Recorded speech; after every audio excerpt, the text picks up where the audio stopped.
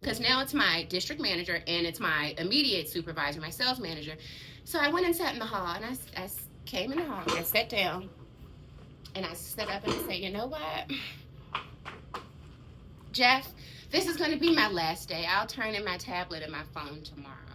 And he said, well, Chelsea, if you're unhappy, because he has no idea. Like, he was my hire. I was his hire. So he was super proud of me. Like, I didn't have that experience at all with him. Just supportive at every stage. And I said, no, it wasn't because of the meeting. It's not that I'm not happy, but a few months ago, Andy was driving with such and such, and he stated in a very undesirable area, this is where Chelsea grew up. And, it just made me so uncomfortable. So I'm going to go ahead and leave. I wish I could have been a fly on the wall when I walked out of there to see what they were talking about. And then 2 days later, I received a note in the mail that said I not only left, but I screamed F. Sherwin-Williams. One, that's not even in my character. You see your face? I don't curse. Well, when I have a 4-year-old, I curse on my private time or somebody, But in real life, I don't curse because I don't believe I need to curse. I know how to speak. I just don't I don't need that on my spirit. I don't want it. And then I don't want to be that example for my son. So even when his father will say a curse word, I'm just like, Dad, hello? But in real life, that's just not me. And I don't want to ever, be portrayed like that. I was so angry and so hurt because not only am I in charge of the women's power, like empowerment in the district, like my numbers, you've given me 3 raises in 3 years, totaling about $30,000 to $40,000. So that $39,000 grew to about 70,000. I was 27. You paid for my master's in business. I had a cell phone. I could basically run the show. And as a first year rep, I sold $1.2 million in $6 and $9 margin gallons of paint. I said, so if you interrupted. I'm just kidding. I'm just kidding. But I'm like, if I can sell $1.2 million for a company under such distress, because I love the company. I'll never even talk bad about the company. Like, I know the products. Like, I'm a boy. I can do all those things. I love getting my hands dirty. Like, we can go and paint a deck if we need to, and I can tell you exactly what you need to do. Epoxies, just all things. But that environment, I was like, back to my point in first, I don't understand why I'm doing this. But during that time, I was running the store on my own. I was writing P&Ls and business plans yearly because we called it our SURE plan. So not only that, but I have to map out the trajectory of what these sales are going to bring in. I have to, not only that, but drone business as well. So I'm like, oh, okay, well, and then a master's in business. Oh, and then a degree in communications while social media is what it is. Okay, it started to make sense. I quit that job, and I was irresponsible for the first time in my life, and I removed $20,000 in my Sherwin stocks, and I traveled and just did real estate. This was my first year, so I think I got like my first sale. God is so intentional with me. I quit on that Monday, and then my first closing was that Thursday. Period. Not only that, they paid me for 3 months after the fact because they knew I was probably I could have sued if I wanted to. I was like, whatever. But yeah, they literally paid me. And if you look it up, for cases like that, it's like you have 3-month period to report.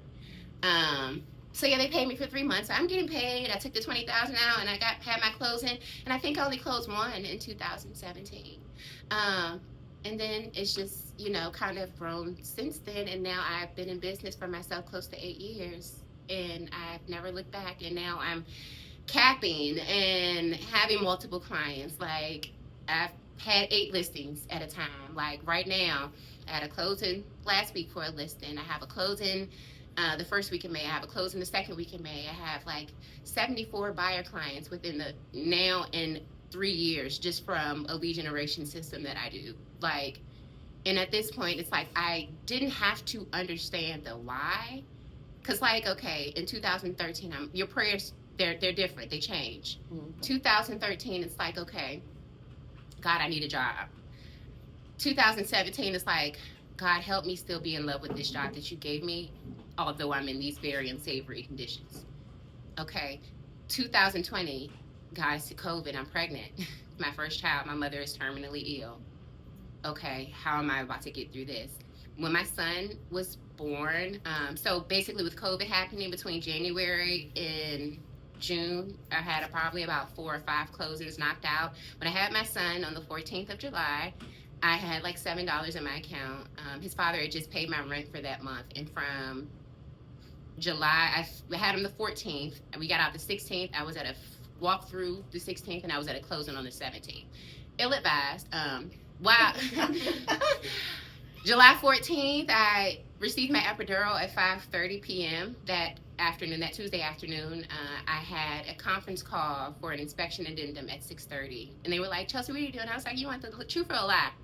And they were like, the truth. I said, "Well, actually, I'm in labor." It was like, "Chelsea, you need to call me back." I said, "We're on a deadline." I don't have to call you back. I've had the epidural. We're good. Let's go ahead and get these repairs. I'm going to get this to the agent, and that's what we're going to do. And I got the repairs out, and I had True at 10:15 that night, 4 hours later. So like I said, I was released from the hospital Thursday morning. Thursday afternoon, I was at a walkthrough and final walkthrough and a showing. Friday morning, I was at a closing. From Friday in July to November, I closed 42,000. It was probably about 11 clients at that time that I was managing. I didn't even state that we were in COVID, so my son was right here on my hip. He didn't go to school or daycare until he was 1 year and 4 months, and I was probably the busiest in my career. I remember my mom was terminally ill when she left. Like when I left an inspection one day, I went to the funeral home to plan her funeral. And during those times, so it's like, I don't understand at the time. You may not understand at the time. Like I said, your prayers get different. 2013, I'm praying for a job. 2017, I'm still praying to love that job that I begged for and I have and appreciate it. 2020, how am I going to survive life without my mom? And I'm the busiest in my career. Okay. Fast forward to 2025. My son is flourishing, okay? That's the first part. My son is my biggest blessing. My son is so smart and so kind and so compassionate. So I like to think that that's a true testament to how I'm aiding and raising him and the grit that it takes to keep myself together. Because if I allowed myself to be emotionally overwhelmed or just overturned altogether from burying my mom, and I mean, I'm her only daughter, burying my mom in 2021, being busy, navigating life, working out. And like I said, that's just the icing because I'm not even mentioning during 2017 at that transition of me going from rep, I lost my best friend of 15 years to a heroin addiction. And like when you think of drugs, it's like, oh my God, is she okay? Like she was smarter than me. Like I received my information from her. Like I was aspiring through the things that she did. Like she was able to go straight to school. I had to wait a year because I had to work. And then I went to school a year later. She had the amazing credit score. She had her finances in order. And then she had a baby in 2015 and they gave her Percocets. And Percocets transitioned to Coke. Percocets transitioned to heroin and then crack on occasion. All within 4 months. So her son, she had her son April of 2015. She was addicted by November of 2015, and she passed in June of 17. Wow. Like June 30th. And she was actually clean. A year prior, like a month prior to, she had finished her program, but she had stopped going to her classes. She had enrolled back in school. She was being a good mom, like just completely 180. And that week, she stopped going to classes and went back to where, you had the party, and she partied. It wasn't even the drugs that killed her. It was she hit her head, and no one called the police or help or anything, and she passed, and her son was 2 years old. He's now 9. And I still, I have to carry that because we were friends. Like, we were best friends. We call each other love. So, when she passed, I got, the cross or whatever, but we were best friends from 10th grade on through our 20s. In 10th grade through 20s is a rough time because we don't have no money. Okay. We were broke. We were college students. We survived, but we had fun. We partied Thursday to Sunday. I would drive down, and people thought I was at Old Dominion because I traveled every single time. So, with it, you may not understand, but keep going. and work hard when you do it, because if you do not have something, it's because you didn't work for it.